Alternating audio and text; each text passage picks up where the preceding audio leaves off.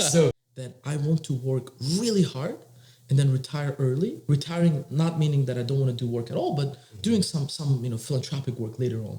So what pushes me is I'm overworking, I'm overloading myself now to then have decades of restful life later on. And that is pushing me. It gives me energy. Like I wake up and I'm like, shit, I'm not doing enough with my life, man. Like, my classmates from GSB, they're launching like amazing companies that are raising like tens of millions at scale. And I'm here in Central Asia. Like, it's good that I'm back, but I got to accelerate, right? So that just pushes me to, go up and do something better every day.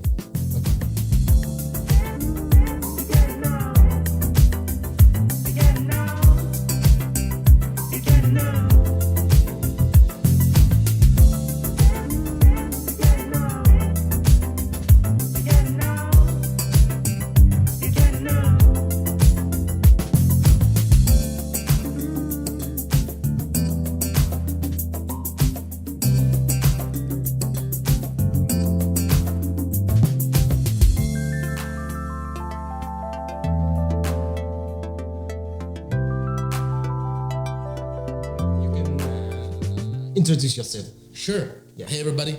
Super excited to be here today. Thank you for the invitation, Jagurn.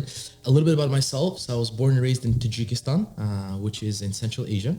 I lived there until I was 11 years old. And when I was 11, I moved to the US. So I went to high school in New York. Then I did my undergrad, as you said, at NYU. I worked for a year in consulting.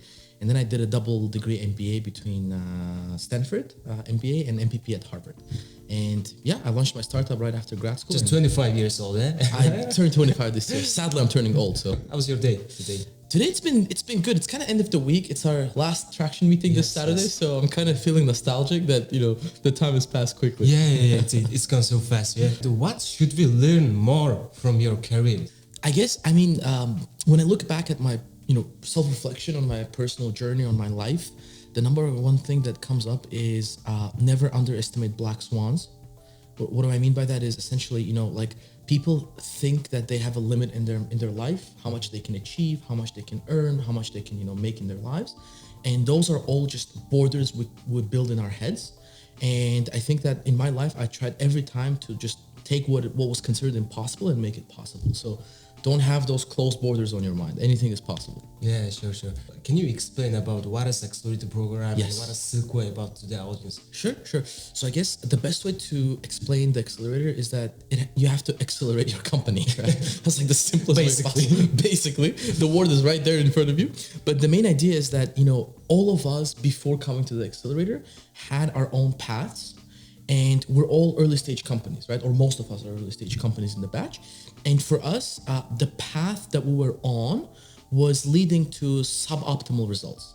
Like there's a reason why we all came here, right? There's something going wrong in our product, in our sales that we're here. And the idea of the accelerator is number one, to identify what is the root cause for the problems, right? It's to understand what is the barrier to your growth. And number two, fixing them. So for our case, for Zypl, right, we had 3 goals for the accelerator. Number one is reaching break even. So attaining 15K revenue, and that would make us break even in the current revenue expense ratio. Number 2 was to sign an NDA with at least one advanced partner in Kazakhstan or in MENA. So get a new sort of partner who would push our product to a higher level. And the third goal was basically, adding a new feature that would lead us to a product pivot. So upgrading our product. The types of service.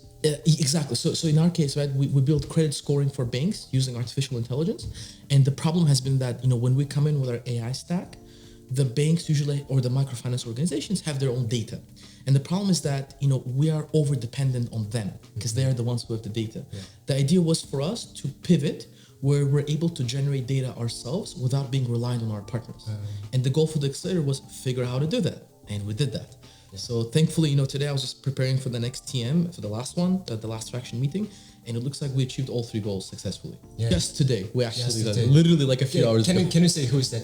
It's KMF, which is the number 1 microfinance organization in Kazakhstan. Oh, really? And they're actually already using AI in scoring. Oh. So for us, it's a big challenge that, we're coming in and competing directly with someone who already has an AI stack. So we will talk about later. So tell me about your business more. So What does your company do? So essentially, we are currently a B2B SaaS company. So as I mentioned, credit scoring. But now, the way we look at it is that we're focusing on microfinancing. So either large banks providing microloans or microfinance companies, providing consumer loans, small business loans, etc. And the idea is that we're solving basically three main problems for our partners. Number one problem is that there's very high operational costs in microfinance, right? These are guys who have branches in rural areas. They have physical offices. They have to because they're operating mostly across, scattered rural areas. Yeah. So for them, they need a way to accelerate their lending, right?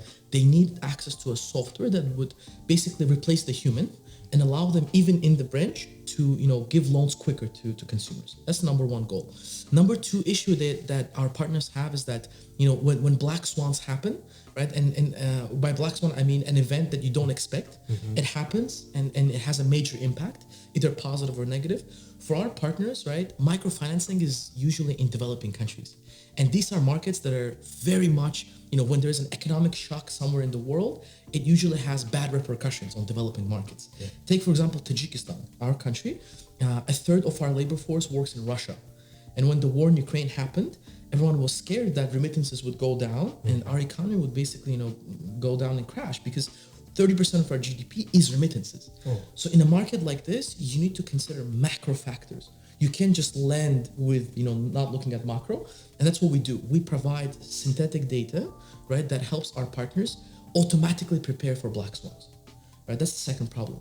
And the third problem is accuracy. How accurate are their loans and the scoring? Usually what happens is that microfinance organizations, they reject a lot of applicants because they're risk averse. And what ends up happening is that there's a lost profit, right? They reject people, some of whom could have paid back, but the scoring models are linear, they are based on basic regressions, and they reject a ton of people. And we replace that by our own machine learning stack where we increase approval rate and decrease the lost profit. That's briefly about our company. So when did you start? We started in early 2021. 2021. Yep. The backstory is that I came back to Tajikistan in August 2020. So in fall 2020, I finished my Harvard part of studies, the public policy online. Spring 2021, I did my MBA at JSP. I finished that, and from summer of 2021, we started working full time on the company. The thing is that let me deep dive into your team and culture and stuff. And how many co-founders and guys do you have? And I'm the only founder, and we have a team of core ML engineers who have been with us from day one, and they're kind of like our upper management of the company. I don't have an IT background, but I have a data science background.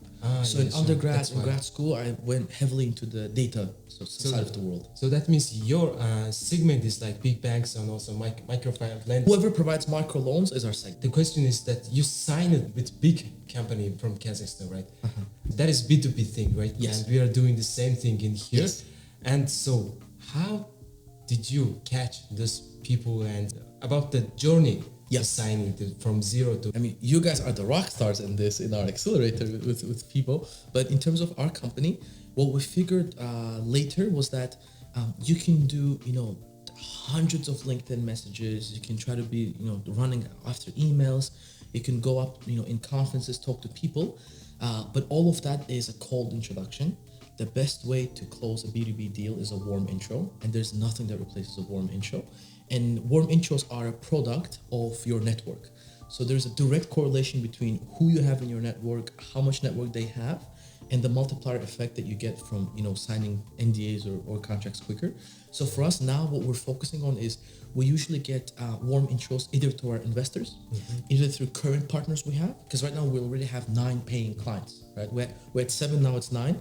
And basically we try to build our network through investors or current clients. That's how we're getting the warm intro.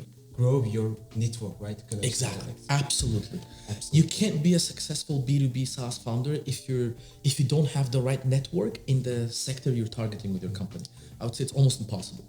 Okay, so what is the challenges that you faced before doing this kind of credit scoring? Or I think in the accelerator, when, for example, our main tracker, Alisher, when he gives feedback, there's a lot of moments of self-reflection. I don't know if you feel the same, but during traction meetings, like when he gives feedback to us, to other companies, there's a lot of thoughts and memories that come to your mind.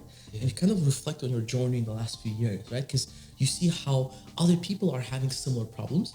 In our case, like the number one problem I faced was that, like imagine this, right? You go to a bank, you do a bunch of experiments for them. You show how your machine learning software can increase their, lending, can decrease their non-performing loan rate, and they're like, yeah, this is great, amazing, we'll love it, and they disappear. And see you later. Exactly, right? And they stop responding to you. They're just ignoring you, and when this happens, it's very heavy. You feel heavy because you feel like someone played you, right? That this is unfair. And that's when I figured, in the accelerator, the number one thing that's on my mind now is to talk to decision makers, not to waste time doing tons of presentations to tech people, to business people. Go straight to decision makers. If a decision maker is convinced, if they are bought in, everyone else will just, as line soldiers, they'll look to their generals, right? And that was the main challenge that we're now trying to solve thanks to the accelerator. So how to catch the decision maker? That's the key question, right? How do you catch them? I'll give you the case. So this most recent NDA we signed, it was a funny story. This one VC that is from Kazakhstan, we were chatting with them for 7-8 months. We ended up not doing the deal. They didn't invest in us because we didn't agree on the valuation. But then I was like, guys, how about you introduce us to your LPs who are the owners of this fund, right? The microfinance company. And that was when they were like, okay, at least we'll do an intro for you. So we accidentally got this intro to the decision maker, who's the deputy CEO of this microfinance company. And that's how we made this happen. Yeah.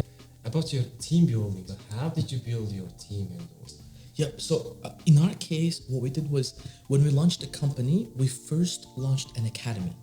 We figured that, at least in Central Asia, the main problem in terms of data science is that there's not enough people who do data science. Not even talking about machine learning or deep learning, right? So the number one problem we wanted to solve is talent. That's why, our core engineers, 4 people who have been with me from the beginning of the company, they started teaching in our academy. We got a batch of people, about 150 kids graduated from our academy. And from them, we got 15 of them as our employees now.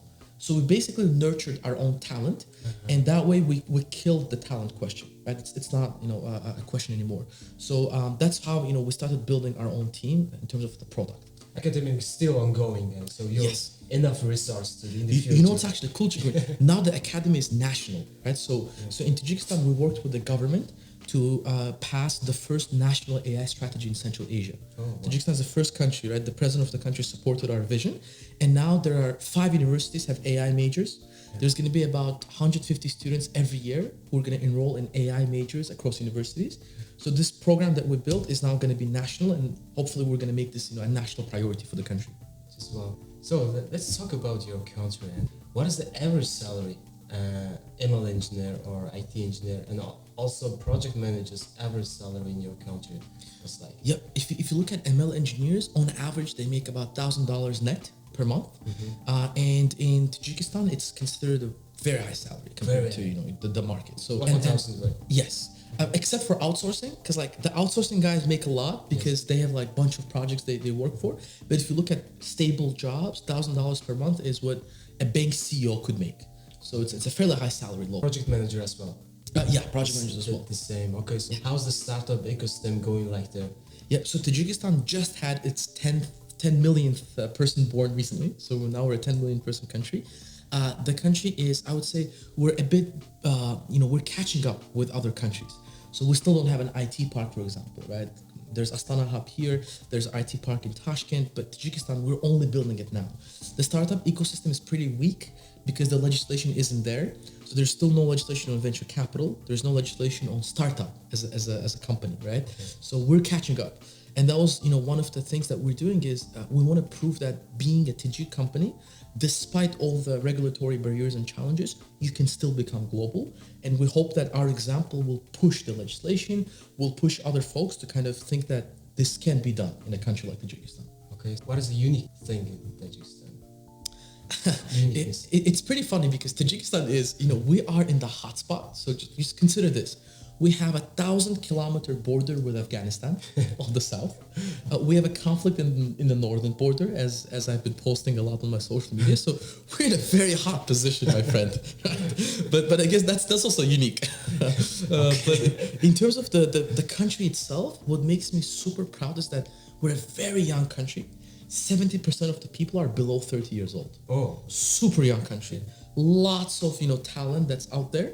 And the way I like to put Tajikistan is it's kind of like it is a ready playground for potential that hasn't been executed yet, but that's why we're there to make it happen. yeah, it sounds like the same situation as in Mongolia. So we are also young too. And about your team culture, so what is the most precious thing or culture in your team?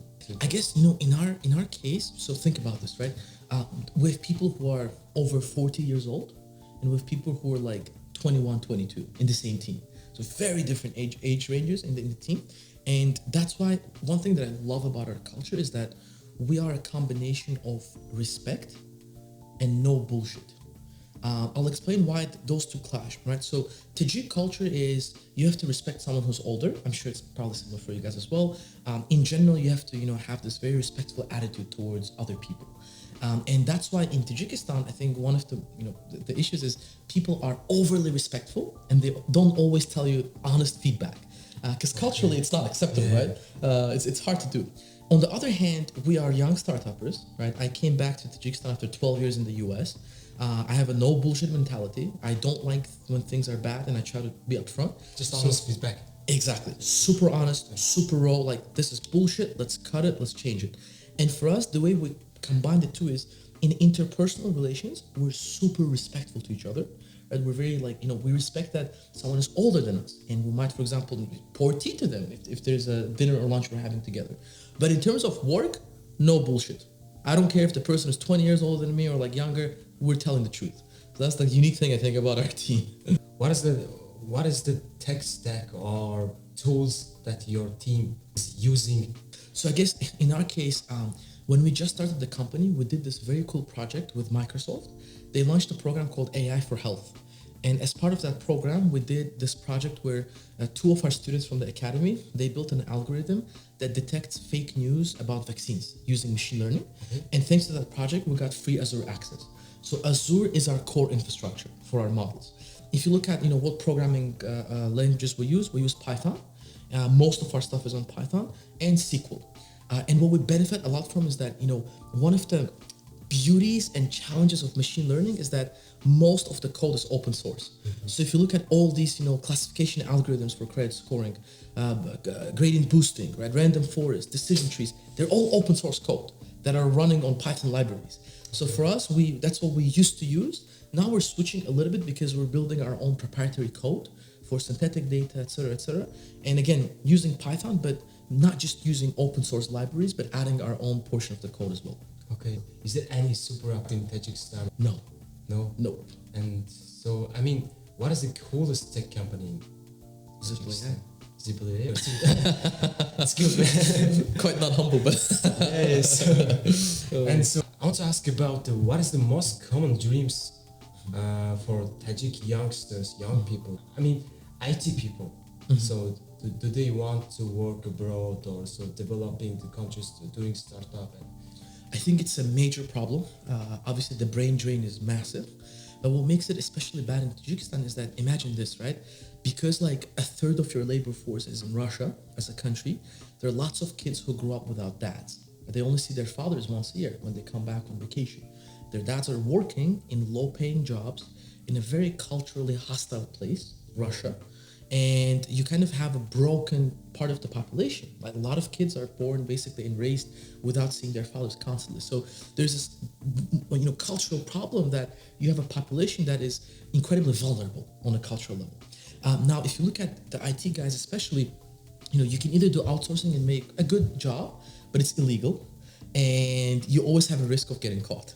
So outsourcing is technically illegal? Yes, because you can't. We still don't have the proper framework for you to be registered as an outsourcer and make money. If you register a company, the problem is taxes. You're going to end up paying about 30 to 40% of your revenue in taxes, and no one wants to do that. So most of our outsourcing companies, most, not all, most of them are actually illegal. They work behind the scenes under the radar. Oh wow! And taxes is the main problem. That means so government takes from the 40%. About up to 40% in revenues will go to taxes. And that's why most people who are in outsourcing, they're in the shadow economy, right? Oh. And the government is now trying to change it, but I think the main issue goes to taxes. Unless there's a massive tax reform in Tajikistan, we're not going to see this incredibly fast rise of startups. Is there any other country in Central Asia like this? I guess Turkmenistan is worse. They're probably the worst in terms of every possible, regulation. I'm Because sorry the government, but it's a factually, the government-wide, it's pretty strict and closed. But the good thing is now at least there are people who are trying to change things within the government, and that's a positive signal that things are hopefully changing, and that's why I'm there as well to make things happen. So I'm not a person who only criticizes. I'm more of like, okay, if I criticize, I got to do something to make this happen. That's why we're working very closely with the government now. Oh yeah, interesting fact. Yeah. So as Mongolia and Tajikistan, or also Kyrgyzstan, all those Central Asian countries, except Kazakhstan, maybe Uzbekistan, they're all developing countries. So young guys go to US and study and get some well-educated and back to country. And why did you decide to start your startups? Yeah, like when I was born and raised in Tajikistan, I was born to a fairly wealthy family. So I had like very comfortable upbringing, right? For example, like I was like 8 years old when I went to 7th grade, and I used to go with a bodyguard who had a gun with him. And it was like a very... With you? Yeah. Oh. I had like a very, well-off background. And that was kind of... I felt like I was disconnected with 99% of people in my own country. Because they didn't have the same resources, they didn't have the same opportunities. And when I left to the US, once I got to college, I was like, okay, I'm not going to take my parents' money when I start working. I'll try to be as independent as possible. And I'll actually try to do more for my parents, right? And I want to pay social debt that I have to my country. Because I had opportunities that most people didn't have. So it should be upon me to try to do something to give back, right? And that feeling of social debt, it always used to pressure me when I was in the US. And when I came back and started doing the startup, now we're employing people, we're paying salaries, we're making things happen, we're changing the banking system, right? That's where I'm feeling free. Like in Tajikistan, I feel freedom because I know that I'm paying back that debt that I'd accumulated in my childhood. I see. So what is your future plans? I want to prove that Zypl can become a unicorn. That's a big thing that pushes me, and that it can be done with our headquarters being in Tajikistan. That's a dream that keeps pushing me. And now we just closed our pre-seed. We're actually supposed to announce it last week, but because of some issues there, we didn't announce it. But we have a very good runway for the next 2 years. And hopefully, I want to expand our products to Southeast Asia, to Eastern Europe, to Middle East, and become a global company. That is what was on my mind, number one. Yeah. US, no? Possibly US. In the beginning, I was like, I don't want to go to the US startup. But now I'm starting to miss the US a bit. So I do want to possibly enter. And microfinancing is actually a big thing in the US as well. People don't realize it, but in the US, there are lots of people who are relying on payday loans, right? It's like 300% a month, 200% a month. Immigrant populations, people who are illegally employed. Those are the people who are still left out of the financial system. So US is definitely a potential market for us as well. The thing is that all starts from the same ground. Is it true or not? I wouldn't buy that, to be super honest, because I feel like US is a country where, it's a country of immigrants. It's one of the few cases in the world where there's no native population. No one can say we are the true Americans. Like even white Americans, they immigrated to the US in the 18th, 19th centuries, right? So only the Native Americans are the indigenous people. And that's why the beauty of the US is that writ large, if you look at the country, you can go there, and if you have a reputation from somewhere abroad, you've built something, you've done something, it will count. But it will count less than if you had experience in America. That's true.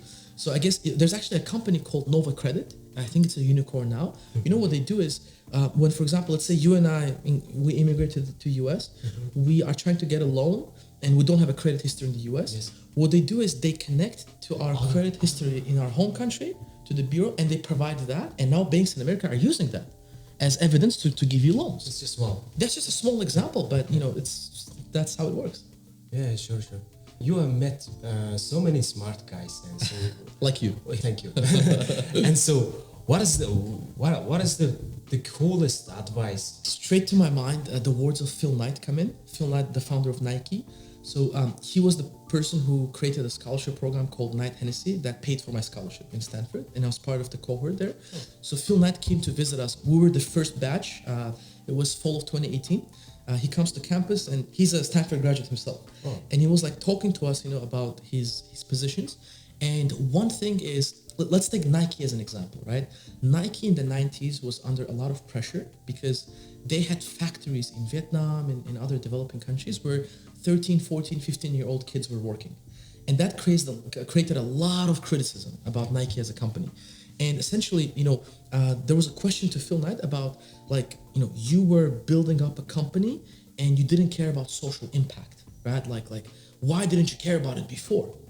And Phil had this incredible response. He's like, first, in order to have social impact at scale, you should have your own resources.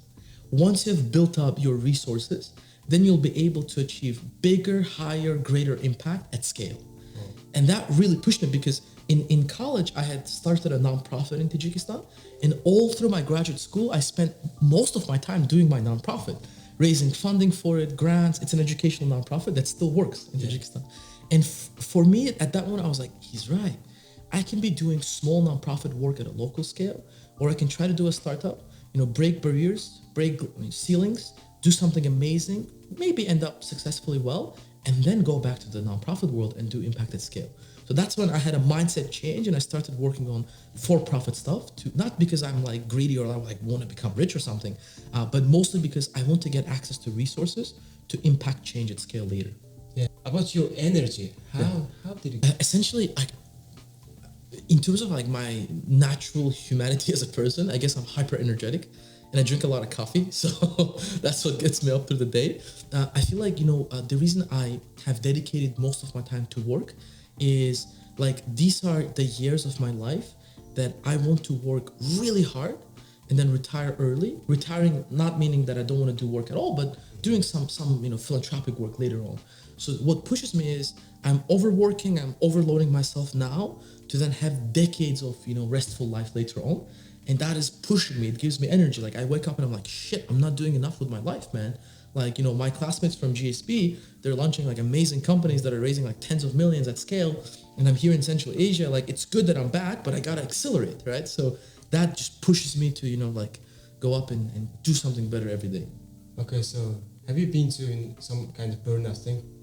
I haven't been in full burnout, but I have been near it. So I feel like this whole thing with overworking started 5 years ago when I went to Harvard for my master's. Since then, I practically have no weekends. On weekends I love working up, doing research, etc. And thankfully I've avoided that complete meltdown. But the way I kind of de-stress is I love watching documentaries. I love reading up, news on politics, on debates, what's going on. I love American politics, for example. So when I go into my world, I watch something that I like, I just de-stress and kind of zoom out. If you're not doing that kind of entrepreneurship, not doing like this, so what you would be doing? I'll probably beatbox. I'm super amateur, but do you rap? No. I can drop a few beats if you will. Yeah.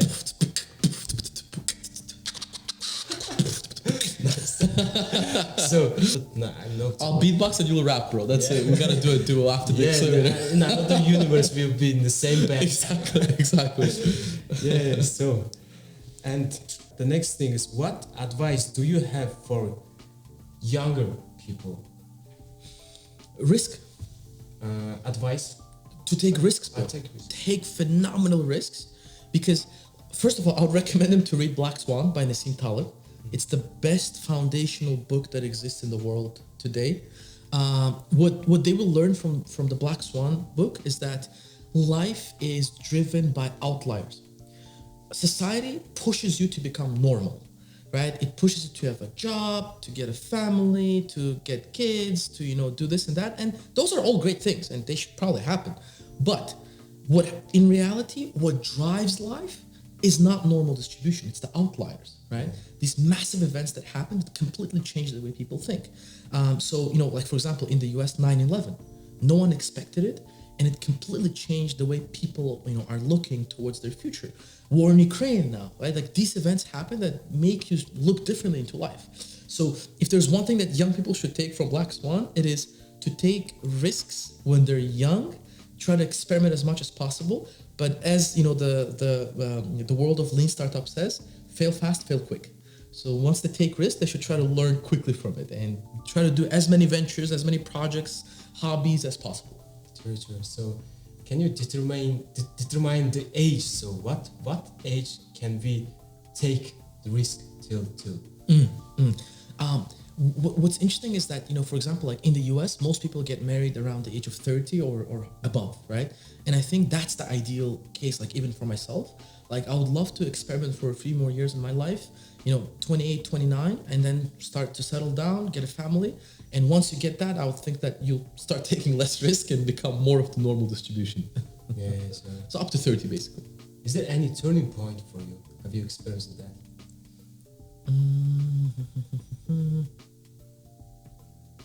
I think, there was this situation that happened in my life in 2016 where, it was like a personal event that happened. And my life has been kind of like before and after. The thing that changed in me because of that experience is I started getting, a feeling of mission in my life. I feel like a lot of people miss that feeling of mission, and mission meaning, why are you on this earth, right? And some people say, the whole point of life is to figure out what is the point of life. And for me, that event in 2017, when it happened with my family, that's when I was like, this is why I'm here on this earth, to do like X, Y, Z. And, that's when I discovered, and still 5 years later, I'm going on. I try to do things every day that make me closer to my mission, and hopefully it will kind of be beneficial for others as well. Okay, that leads to the next question. What is your lifelong goal? I prefer not to say it. It's very personal. Okay, sure. What is the name of the book that you read last? The book that I read last, Think Fast, Think Slow. Daniel Kahneman and Aaron Tversky are two people who changed the field of economics. So they're researchers who look at psychology, and what they proved is people, when I used to study economics 10 years ago in college, they used to teach us that humans are rational actors. Now behavioral economics tells you that people are everything but rational. So recommend it, read it, you'll understand how emotions drive us on an everyday basis. What is on your bucket list? To read. To read, I would say the book that I want to read is Anti-Fragile. It's kind of the continuation of Black Swan. Then I want to read Obama's autobiography, the one that came out recently. Barack Obama, actually, he's also one of my heroes, I forgot to say. Okay. When I went to the US, it was basically the time when he was running for elections. And I remember this memory, I'm like 11 years old. 2008. Yeah. I was with my sister, 9 p.m., running around trying to find Obama 08 sticker for school project. And, he's absolutely phenomenal person, changed the way people think in America. So I want to read his book and learn more about, his life. Okay, next is, what do you worry about the most? Before last week, it was all related to like startup, etc. But now it's more about, I worry that my country might face instability externally, right? As I mentioned, southern border, northern border, constant, conflicts. So now that's the main thing that I hope, will not happen, but it gives me worries. I can feel it on your Instagram stories. Exactly, bro. And the next is, what is the one thing you cannot live without? Coffee. Coffee. If I do a podcast in Tajikistan, I'll call you up. You'll be my guest. Yeah, sure. Who are your heroes? I would say my dad. Then there's this one person who I think is incredibly phenomenal, Benoit Mandelbrot. He passed away, I think like a decade ago. He's the person who founded fractals, this whole concept of fractals in science. Okay. The idea being that, it's very related to the Black Swan argument. He has changed fundamentally the way the fields of mathematics, statistics, data science work. And I feel like, decades from now, we'll be thankful that he created that work. So Benoit Mandelbrot would be one of my heroes. He's a mathematician. Okay, I think that's that. This was like one of the best interviews I've given. Okay, so last thing is, what do you say to Mongolian audience? See you in Ulaanbaatar at some point. See you guys. Thank you for your time, and so yeah. Appreciate it, bro. Thank you. I appreciate it. Appreciate it. Yes.